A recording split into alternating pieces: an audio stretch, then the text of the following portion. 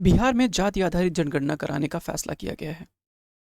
जाति आधारित जनगणना यानी कास्ट बेस्ड सेंसस बहुत ही सेंसिटिव इशू रहा है अब तक। बहुत सारी सरकारें इसकी बदौलत बनी, बहुत सारी सरकारें इसकी बदौलत गिरी, बहुत सारे लोकल पार्टीज इसी के चलते राइज हुए। इसका मतलब ये इशू जो है बहुत ज़्यादा इम्पॉर्टेंट है, बहुत ज़्यादा सेंसिटिव है। भारत के इतिहास में जो अब तक सबसे ज़्यादा विवादित मुद्दे रहे हैं उनमें से कास्ट बेस्ड सेंसस भी सबसे ज़्यादा विवादित उनमें से रहा है। आइए इस वीडियो में डिटेल से समझने की कोशिश करते हैं कि ये मुद्दा इतना ज़्यादा विवादित क्यों रहा है, क्यों सरकारें डरती हैं कास्ट बेस्ड सेंसस करवाने से। उसके अलावा क्यों नीतीश कुमार अब ये फैसला लिए हैं कि वो अब अपने यहाँ जाति आधारित जनगणना करवाएंगे। इसकी क्या ज़रूरत है, भारत में जनगणना का क्या हिस्ट्री रहा है, बिहार में जातीय जनगणना का क्या मामला है, 1931 में जातियों को लेकर क्या सामने आया था, इंपॉर्टेंट कमीशंस जैसे कि मंडल आयोग, इन सब की डिटेल से डिस्कशन करेंगे। साथ ही साथ सेंट्रल गवर्नमेंट क्यों नहीं चाहती है जाति आधारित जनगणना, इस पर भी डिटेल से डिस्कस करेंगे और आगे का एक रास्ता खोजने की कोशिश करेंगे कि अगर जाति आधारित जनगणना लोगों के बीच में पहुंच जाती है तो उसके क्या रिपरकशंस हो सकते हैं। सारी चीज़ें डिटेल से समझने की कोशिश करते हैं। चलिए शुरू करते हैं। Welcome to true aspirant, my name is Sudhir. सबसे पहली बात कि अभी ये न्यूज़ चर्चा में क्यों आई, बिहार में क्या कुछ हुआ है, इसको समझने की कोशिश करते हैं। सबसे पहले ये एक चार्ट देखिए, शेयर इन द पॉपुलेशन, किस कम्युनिटी का कितना ज़्यादा शेयर है, इसमें ये चार्ट दिखाई दे रहा है। आप देखिए 2019-20 और 2015-16 का एक डेटा है, उसके हिसाब से इसमें बताने की कोशिश करी गई है। National finding of health survey का एक रिपोर्ट है जिसके तहत बताया गया है कि तकरीबन 20.4% जो है वो हैं आपकी SC, 9.2% जो है वो ST हैं। OBC की बात करें तो तकरीबन 43.4% जनसंख्या है। साथ ही साथ अदर्स की बात करें तो 26.4% इनकी पॉपुलेशन 2015-16 के डेटा के हिसाब से। 19-20 के हिसाब से अगर हम लोग देखें तो थोड़ा सा डिफरेंस है, जैसे कि यहाँ पर आप देख सकते हैं कि OBC की जनसंख्या थोड़ी सी बढ़ी है, 0.4% बढ़ गई है। ठीक है, 4.3.8, माफ कीजिए 43.8% जो है OBC की जनसंख्या हो गई। तो कुल मिला के कहने का मतलब थोड़ा सा पॉपुलेशन शेयर बढ़ा। अब इसके अंदर कौन सी जाति कितनी है, जैसे कि कुर्मी कितने हैं, बनिया कितने हैं, अहिर कितने हैं, उनकी गणना करने का फैसला, करवाने का फैसला किया गया है इस बारी बिहार गवर्नमेंट के द्वारा। ये तो हमको ओवरऑल डेटा पता है कि हाँ भैया 43% लोग हैं तकरीबन OBC, लेकिन इस 43% में कौन सी जाति कितनी है, इसको गिनने के लिए अभी बिहार में जाति आधारित जनगणना कराने का फैसला किया गया है। ये एक बहुत सेंसिटिव इशू है और इस पर सरकारें बनी और बिगड़ी हैं, आपको पता होना चाहिए। बहुत सारी लोकल पार्टी है, जैसे समाजवादी पार्टी, जैसे कि लालू प्रसाद यादव की पार्टी, ये सब पार्टियां जाति आधार पे ही बनी हैं और इसीलिए लगातार ये लोग डिमांड कर रहे हैं कि जाति आधार पर जो है जनगणना होना चाहिए। क्योंकि जिन लोगों को पता चल जाएगा हमारी जाति इतनी है, नई पार्टी फॉर्म करेंगे, जाति आधारित पॉलिटिक्स बढ़ाएंगे। इसीलिए सरकारें इसको कराने से डरती हैं।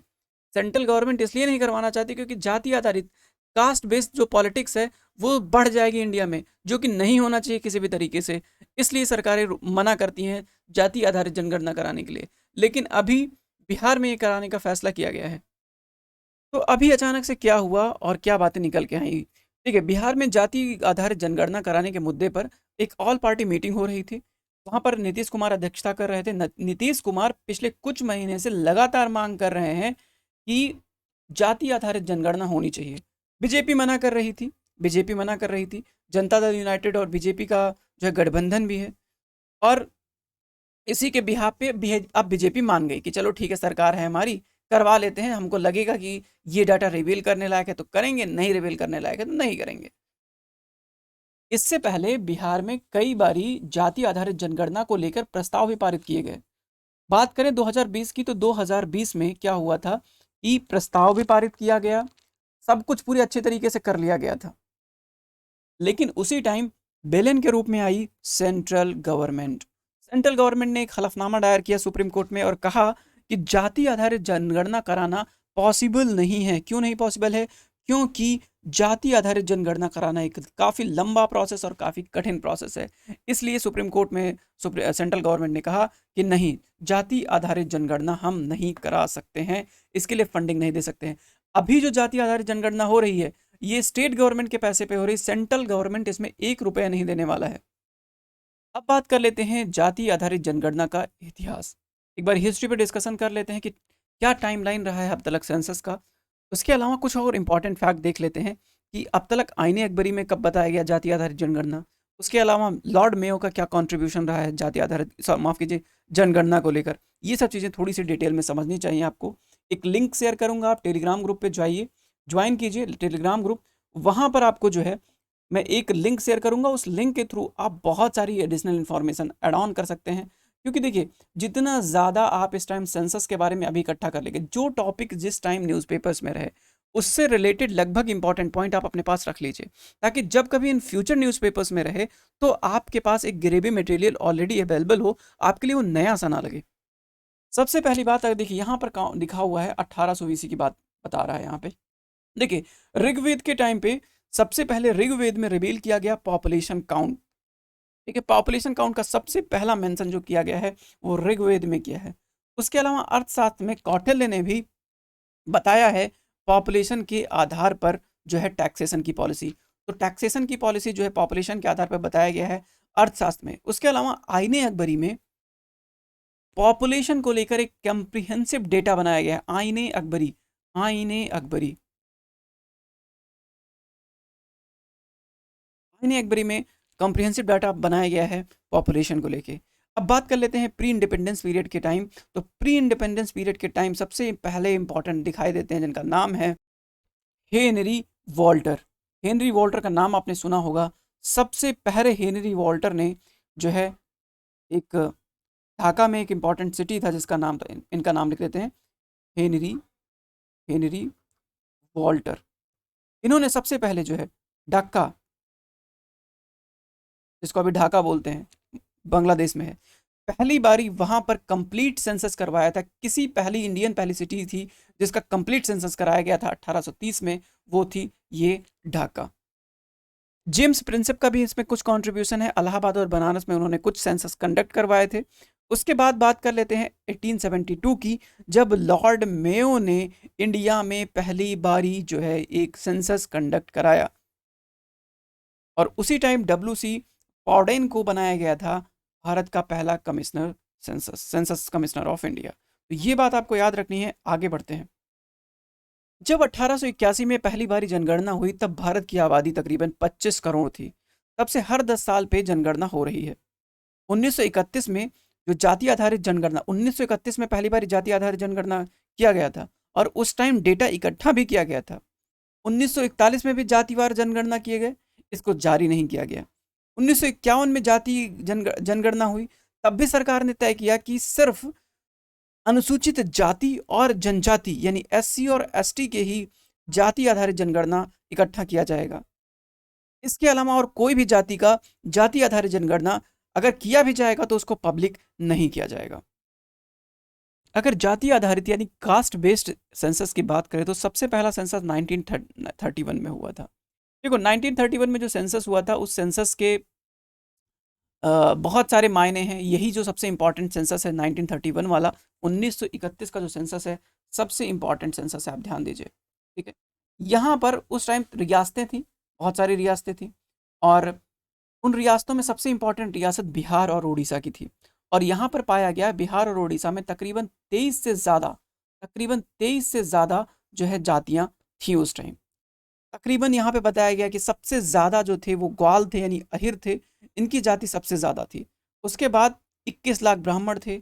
उसके अलावा फिर लगातार नीचे ऐसे हरिजन, दोसाध, तेली, खंडौत, ये सब अलग अलग जनसंख्या पता चलती चली गई। देखो, अब सिंपल सी कहानी समझो। अगर इस प्रकार के डेटा रिवील कर दिए जाएंगे तो कास्ट बेस्ड जो पॉलिटिक्स है ये बहुत ज़्यादा बढ़ जाएगा। आज सपोज करो कि पता चल जाए, अचानक से पता चल जाए कि जो है कुर्मी बहुत ज़्यादा मात्रा में जो है देश में है, तो अब कुर्मी से रिलेटेड जितने इंपॉर्टेंट जो भी लोग होंगे वो पॉलिटिकल पार्टीज बनाना स्टार्ट कर देंगे, कुर्मी वोट बैंक बनाना स्टार्ट कर देंगे, तो सिर्फ कुर्मी रिलेटेड डेवलपमेंट करेंगे और लोगों को छोड़ देंगे। सिर्फ आप कोई अगर पर्टिकुलर एक जो है जाति पे मत जाइए, कोई एक्स वाई जाति, तो होगा कि एक पर्टिकुलर जाति पर फोकस्ड राजनीति बढ़ जाएगी और दूसरी वाली जाति कमजोर पड़ जाएगी। इसलिए ही हमेशा रोका जाता है कि जाति बेस जो है सेंसस ना करवाया जाए, और अगर करवाया भी जाता है तो उसके डेटा को रिवेल नहीं किया जाता है।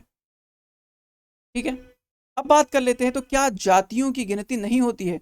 होती है जातियों की गिनती। उन 2011 में लालू प्रसाद यादव और मुलायम सिंह यादव ने ऐसी मांग उठाई थी। तब केंद्र सरकार ने सामाजिक आर्थिक जनगणना कराने का फैसला किया था। आपको पता है कि इस टाइम जितने भी बेनिफिट मिलते हैं, चाहे आपको मिड डे मील का बेनिफिट लेना हो, चाहे आपको जो है जो फ्री फूड डिस्ट्रीब्यूशन होता है, आपको जो है राशन कार्ड में के थ्रू जो राशन मिलता है, ये सब जो है आपको सोशियो इकोनॉमिक कास्ट सेंसस के आधार पर ही आपको मिलता है। आप एलिजिबल हैं कि नहीं हैं, ये सोशियो इकोनॉमिक कास्ट सेंसस ही बताता है। तो 2011 में जो सोशियो इकोनॉमिक कास्ट सेंसस आया था, उसी के आधार पर कहा गया कि आप जातियों का भी डेटा रिवील कीजिए। हुआ था उस टाइम, जातियां उसमें पता भी चली थी, लेकिन सेंट्रल गवर्नमेंट ने डेटा सार्वजनिक नहीं किया। उस टाइम मोदी सरकार ने जातियों के आधार पर जो डेटा निकल के आया था उसको छोड़ के समस्त डेटा को पब्लिश कर दिया था। अब एक सवाल और आता है कि जाति आधारित जनगणना की ज़रूरत क्यों है? ठीक है, तो देखो 3-4 कमीशन है, इसका नाम एक बार याद रखना। कालेलकर कमेटी थी, मंडल कमीशन 1979 बहुत इंपॉर्टेंट है। इन्होंने ही कहा था कि 22% जनसंख्या है, 52% जनसंख्या है ओबीसी की। अब ये भी तुक्के ही बाजी है। 1951 में जब जनसंख्या जनगणना हुई थी, तो उस टाइम सिर्फ SC ST का डेटा रिवील किया गया, ओबीसी का डेटा रिवील नहीं किया गया, और तुक्केबाजी के आधार पर बताने की कोशिश की जा रही है कि ओबीसी की जनसंख्या इतनी प्रतिशत है, और कोई किसी के पास एग्जैक्ट डाटा नहीं है। एग्जैक्ट डेटा होता तो कुछ चीज़ें अच्छी तरीके से निकल के आती, लोगों के लिए अच्छी पॉलिसीज बन के आती, लेकिन अब तुक्केबाजी में ही चल रही हैं चीज़ें। तो इसलिए कहा जा रहा है कि एक बारी जाति आधारित जनगणना का डेटा रिवील कर दीजिए। ठीक है, कालेलकर जब कमेटी बनी थी 1953 में, तो उन्होंने आइडेंटिफाई किया था 2399 backward classes including 837 most backward classes इन्होंने रिकमेंड किया था। 1961 में जो सेंसस हुआ था उसके आधार पर इन्होंने जो है रिकमेंडेशन किया था, लेकिन गवर्नमेंट ने रिजेक्ट कर दिया था बैकवर्ड क्लासेस के आइडेंटिफिकेशन के इनके आइडिया को, कालेलकर के आइडिया को। मंडल कमीशन ने रिजर्वेशन पे बात किया था, तो रिजर्वेशन इनको 52% के आधार पर जो है रिजर्वेशन जो है, माफ़ कीजिए 27% जो है रिजर्वेशन जो है ओबीसी क्लासेस को दिया था। टोटल 52% जो ओवरऑल जो इन्होंने बताया था कि ओवरऑल 52% जो है पॉपुलेशन को रिजर्वेशन देना चाहिए। उसके बाद 2017 में रोहिणी कमीशन बनी थी। इन्होंने 27% जो रिजर्वेशन है उसको भी सब क्लासीफाई करने का फैसला करवाया था कि हाँ भाई इसको सब कैटेगराइज कीजिए, और उसमें भी 4 अलग अलग कैटेगरीज बनाइए, किसको कम एजुकेशन में मिलेगा, किसको जॉब में मिलेगा, किसको किस में मिलेगा, ये इन्होंने बताने का फैसला किया था रोहिणी कमीशन ने। तो कुल मिला के कहने का मतलब है कि जो भी रिजर्वेशन दिया जा रहा है, 27% जो रिजर्वेशन दिया जा रहा है ओबीसी क्लास को, ये तुक्केबाजी के हिसाब से है। आप SC ST को जो रिजर्वेशन दे रहे हैं वो तो आप डेटा के हिसाब से दे रहे हैं, लेकिन ओबीसी को डेटा के हिसाब से नहीं दे रहे हैं। इसलिए सार्वजनिक करना चाहिए जातीय जनगणना को, साथ ही साथ जातीय जनगणना भी करवाना चाहिए, ऐसा मानना है कुछ लोगों का। केंद्र सरकार क्यों नहीं करवाना चाहती है? फिर 1990 के पहले जैसी हालत बन जाएगी, फिर से नई नई आरक्षण व्यवस्था की डिमांड करने लगेंगे लोग कि भैया हमको हमारे जाति इतनी है, हमको इतना जो है आरक्षण मिलना चाहिए, उनकी कम है उनको ज़्यादा क्यों मिल रही। फिर एक मूवमेंट स्टार्ट हो जाएगा, एजिटेशन स्टार्ट होगा, दंगे होंगे, नई नई पॉलिटिकल पार्टियाँ आ जाएंगी, रीजनल पॉलिटिक्स स्टार्ट हो जाएगा, ज़्यादा ओबीसी रिजर्वेशन जो है देने का डिमांड करने लगेंगी पॉलिटिकल पार्टीज। ठीक है, तो ये सब कहानी बहुत ज़बरदस्त तरीके से स्टार्ट होगी। देखो यहाँ पे 2 लोग प्रो में हैं, 2 लोग एंटी में हैं रिजर्व जो है सेंसस करवाने के। ठीक है, बहुत सारे टेक्निकल डिफिकल्टी हैं बता रही है बीजेपी, इसलिए नहीं करवाना चाहिए। साथ ही साथ जो है बहुत सारी SC ST का डेवलपमेंट नहीं हुआ, लेकिन ओबीसी का डेवलपमेंट हुआ है, इसलिए नहीं करवाए हैं। बहुत टेक्निकल जो है दिक्कतें हैं, पैसे की दिक्कत हो जाएगी, बहुत ज़्यादा पैसा लगेगा, ये सब चीज़ें लोग कहते रहते हैं। खैर अभी बीजेपी तो मना ही करती है, लेकिन ये है कि अभी RJD ने यहाँ पे बिहार में करवाने का ये फैसला किया है। कुछ लोग ये बात भी कहते हैं कि भैया अगर करवा देंगे तो बहुत अच्छी पॉलिसीज फ्रेम कर पाएंगे हम लोग। ठीक है, लेकिन सब ये सब जाति आधारित जनगणना कराने का सिंपल सा फैसला है कि उनको कास्ट बेस्ड जो है एक पॉलिटिक्स करना है। ठीक है, ओके। यहाँ पर मैंने कुछ इंपॉर्टेंट डेटा इकट्ठा करके रख दिया है आपके लिए कि अगर आपको मेंस आंसर राइटिंग करनी है तो आपको कुछ इंपॉर्टेंट पॉइंट पता होना चाहिए, जैसे कि कल्टीवेशन में कितने लोग इंगेज्ड हैं। पॉपुलेशन वाइज अगर हम लोग जाएँ तो कल्टीवेशन में कितने इंगेज्ड हैं, तकरीबन 5.5 करोड़। तकरीबन 5.5 करोड़ लैंडलेस लेबर्स भी हैं। तकरीबन 9.16 करोड़ सबसे ज़्यादा मैनुअल कैजुअल लेबर है, ठीक है, कैजुअल लेबर है। तो ये इंपॉर्टेंट बात है। Household within no literate adult above 25, तकरीबन 4.5 करोड़ लोग हैं ऐसे। तो ये एक डेटा है सोशियो इकोनॉमिक का सेंसस 2011 का। आप इसको चाहें तो स्क्रीनशॉट करके रख लें, आपको कहीं ना कहीं मदद कर जाएगा। चलिए, अब एक सवाल जो आता है वो ये आता है कि अगर मान लो बिहार गवर्नमेंट अपने पैसे से सेंसस करवा दी, ठीक है, और मान लो कि सेंसस का रिपोर्ट भी आ गया, तो क्या वो सार्वजनिक रिपोर्ट माना जाएगा? जी नहीं। ये रिपोर्ट सिर्फ और सिर्फ बिहार में हो सकता है माना जाए। बिहार गवर्नमेंट ने सारे पैसे लगाए, सेंसस करवाए, अब पॉलिसी बना रहे हैं, लेकिन सेंट्रल गवर्नमेंट तो सिरे से खारिज कर देगी, कहेगी कि भाई ये तो हमने नहीं करवाया है, आपकी डेटा पर हम रिलाई नहीं हो सकते हैं। क्यों नहीं हो सकते? क्योंकि सेंसस जो है वो सेंट्रल यूनियन लिस्ट का मैटर है और सेंट्रल गवर्नमेंट को ही पावर है सेंसस करवाने का। ठीक है, ध्यान दीजिए, सेंसस जो है एक यूनियन लिस्ट का सब्जेक्ट है और यूनियन को ही पावर है। अगर स्टेट गवर्नमेंट ऐसा करती है तो उसके लिए सेंटर कोई जिम्मेवार नहीं होगा। सेंटर मना कर सकता है, कोई फंडिंग नहीं रिलीज करेगा, मानने को सिरे से इनकार कर सकता है कि हम नहीं मान रहे जो आपने किया है। तो जब जब तक जो है सेंट्रल गवर्नमेंट ये चीज़ें नहीं करवाती है तब तक इसकी कोई भी वैल्यू नहीं है। हालांकि ठीक है, गवर्नमेंट, बिहार गवर्नमेंट अपने यहाँ कुछ चीज़ें लागू करने के लिए ऐसा कर सकती है। ओके, चलिए आगे बात कर लेते हैं। क्या क्या इससे पहले किसी स्टेट में ऐसा हुआ है जहाँ पर ऐसा सेंसस हुआ हो जाति आधारित? जी हाँ, बिल्कुल। जब भी जाति आधारित जनगणना की बात आती है तो कर्नाटका मॉडल का बात किया जाता है। कर्नाटका मॉडल, कर्नाटका मॉडल की बात करी जाती है। कर्नाटका में 2015 में जाति आधारित जनगणना कराई गई थी। करोड़ों रुपए इस पे खर्च हुए थे, लेकिन लिंगायत और वोक्कालिंगा कम्युनिटी की नाराजगी से बचने के लिए इस रिपोर्ट को कभी सार्वजनिक किया ही नहीं गया। तो इससे पहले भी कहीं किया गया, यानी कर्नाटका में किया गया, बहुत ज़बरदस्त तरीके से वहाँ पे भी डिमांड चल रही थी, लेकिन यहाँ पर भी ये फ्लॉप कर गया था आइडिया। तो कुल मिला के कहने का मतलब है कि अब बैठक तो हो ही चुकी है, अब तरीका भी निकाल लिया जाएगा बहुत जल्द कि कैसे जाति आधारित जनगणना कराई जाएगी बिहार में। लेकिन इसके पीछे बहुत सियासी मैथमेटिक्स है। बीजेपी कभी नहीं चाहेगी कि ऐसा हो, क्योंकि बीजेपी लगभग ओबीसी पार्टीज को लेकर चलती है। अब आरजेडी हुआ या समाजवादी पार्टी हुआ, ये एक पर्टिकुलर जो है कम्युनिटी को लेकर चलती है, पर्टिकुलर जातियों को लेकर चलती है। लेकिन बीजेपी ऐसा नहीं करती है, और अगर ऐसा होगा तो 50% का दायरा भी टूटेगा आरक्षण वाला, और बहुत ज़बरदस्त तरीके से प्रोटेस्ट होना स्टार्ट हो जाएगा, क्योंकि जिसकी जनसंख्या ज़्यादा होगी वो डिमांड करेंगे। तो ये एक चीज़ है जो हो सकता है आगे आने वाले फ्यूचर में आपको दिखाई दे। हालांकि अब इसका क्या रिजल्ट होगा, क्या रिपोर्ट पब्लिश होगा कि नहीं होगा, और बीजेपी का क्या स्टैंड रहेगा, आरजेडी का उनका खुद का क्या स्टैंड रहेगा कुछ दिन बाद, ये तो अभी फ्यूचर के गर्त में है। खैर, अब तक जितनी इंपॉर्टेंट इन्फॉर्मेशन दी मैंने आपको, आई होप कि आपको वो मदद करेगी। उसके अलावा रिमेनिंग जो भी इन्फॉर्मेशन अगर आपको लगता है कुछ इसमें चीज़ें छूट गई तो आप मुझे कमेंट सेक्शन में बता सकते हैं। अपने दोस्तों के साथ जितना हो सके उतना शेयर कीजिए। साथ ही साथ ट्रू जो एस्पिरेंट चैनल है इसको सब्सक्राइब कीजिए, और टेलीग्राम ग्रुप को ज्वाइन कर लीजिए, वहाँ पर हम लोग पीडीएफ अपलोड करते रहते हैं। मिलेंगे नेक्स्ट वीडियो में। Thank you so much for watching. Have a nice day.